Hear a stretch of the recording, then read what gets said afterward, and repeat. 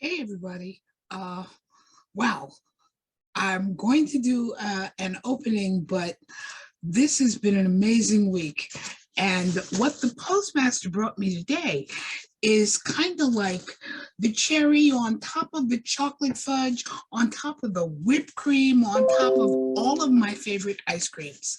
Why? Because this is a package from our patron, Thom.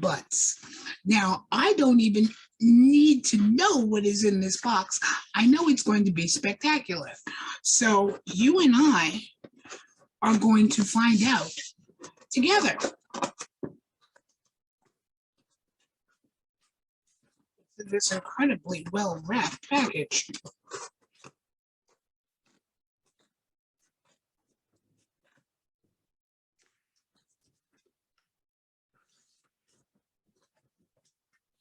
Oh my. Now, first things first comes the explanation. Under normal circumstances, we at the library are paper pushers. We leave the textiles to our big brother in Chicago.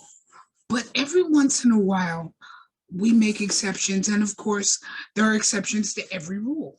So let me show you what I mean by that. Oh man.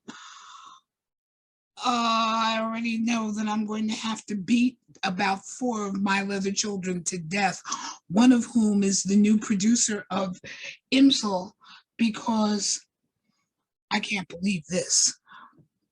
Folks, let me make sure you can see this. This has got to be, I don't even think I have seen a t-shirt from IMSL 1. But look at this amazing treasure. And there's more.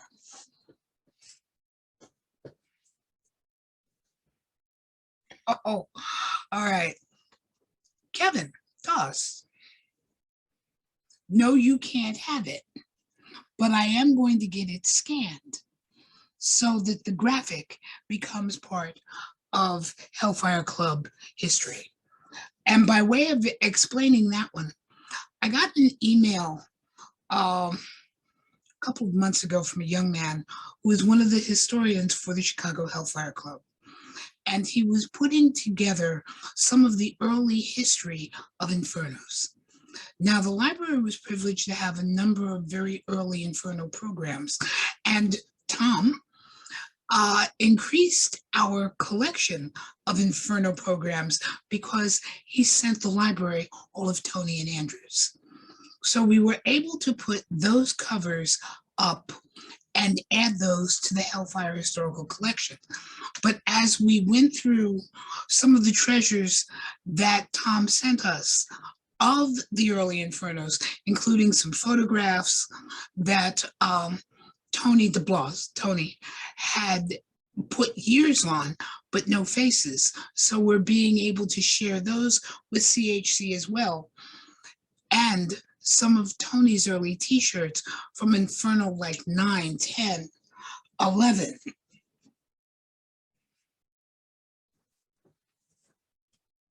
Inferno 15.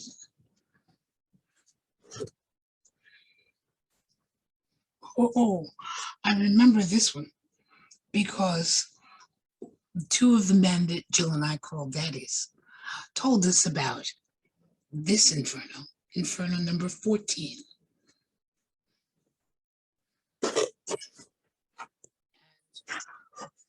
Oh my. There is paper on the bottom of this box, and you all know how much I love paper, especially when it's paper that shows our history. Now, after I show you these, I will tell you a story because you're stuck with me. The program from Inferno 15.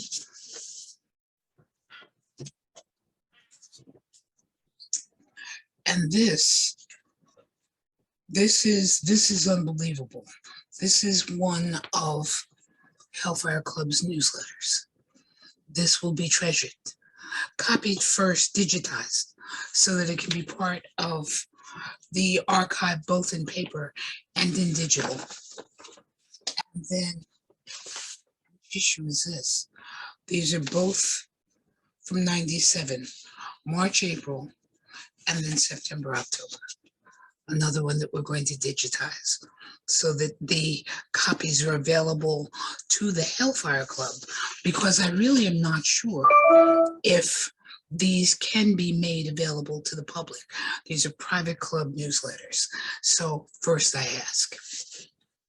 Now, before I sign off that quick story, more years ago than I care to mention, because now I'm going back to the late 70s, two of the three men who made Jill and me into the leather woman that we are today, Thom and Jerry McNichol, used to tell us stories of their exploits at the incredibly early Infernos.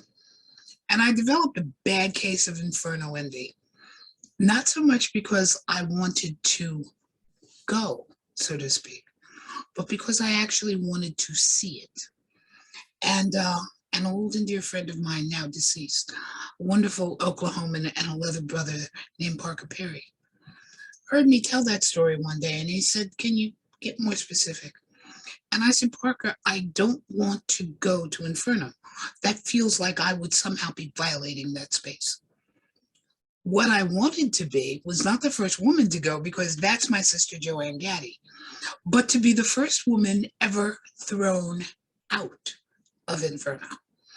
In my crazed fantasy, I wanted to be there in the time between sessions, because there is, I think, a day or two when they're resetting from session 1 to go to session 2. Walk the ground, kind of see what the area looked like that had made Jill's and my daddy's, and then lovingly and hopefully gently, by the men who were there, be thrown out. And then to meet them all in the bar, because I'm told that there is a bar in the hotel that is very near the space, and lift a drink to a lot of friends that I've lost, but specifically to Thom and Jerry McNichol. And Parker said, I'm going to bring that up to the committee. And I said, "Parker, if even one man objects, I can't go, because to me, those grounds are sacred." But a little bit like, and I'm going back to before the colleges were co-ed, but a little like a daughter of Bryn Mawr, whose dad went to Harvard, I would love to see the site one day. Now, this fantasy goes back 35, almost 40 years. And now, while I'm way too old to be thrown out of Inferno, being able to touch these treasures, preserve them for the next generation, but to some extent, actually preserve them for the Chicago Hellfire Club, is quite an honor. And so, what a box of treasures. Forgive me, I'm getting a little sentimental here. Mr. Butts, thank you, as always, because anything that you send, I know is going to be wonderful and exciting. So until I can show you these treasures in person, you know that sign off. See you in the library.